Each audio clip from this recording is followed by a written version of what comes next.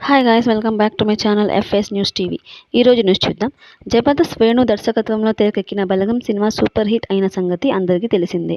తొలి సినిమాతోనే వేణు ప్రముఖుల ప్రశంసలు అందుకున్నారు. కాగా తన నెక్స్ట్ ప్రాజెక్ట్ని హీరో నానితో తీస్తున్నట్లు సమాచారం.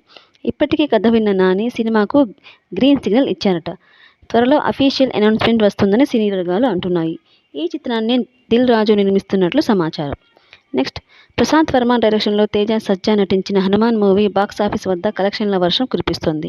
నిన్న కూడా ప్రపంచవ్యాప్తంగా 5.65 crores వసూలవగా మొత్తం కలెక్షన్లు 231 crores చేరుకున్నాయి.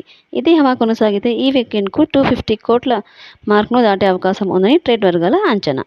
Next, super star hero Mahesh Babu హీరోగా నటించిన గుంటూరు కారం మూవీలోని కుర్చీ మడతపెట్టి సాంగ్ ఇన్స్టాగ్రామ్లో దుమ్ము రేపుతోంది. ఇన్స్టాలో ఈ పాటకు 1 మిలియన్కు పైగా రీల్స్ వచ్చాయి. ఈ విషయాన్ని మేకర్స్ ఓ వీడియో ద్వారా ప్రకటించారు. త్రివిక్రమ్ శ్రీనివాస్ తెరకెక్కించిన ఈ మూవీలో శ్రీలీల హీరోయిన్గా నటించారు.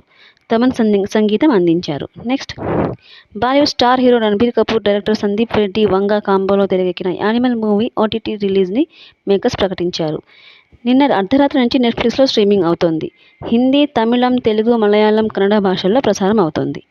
ఇలాంటి మరిన్ని న్యూస్ కోసం ఈ ఛానల్ను సబ్స్క్రైబ్ చేసుకోండి. Thanks for watching.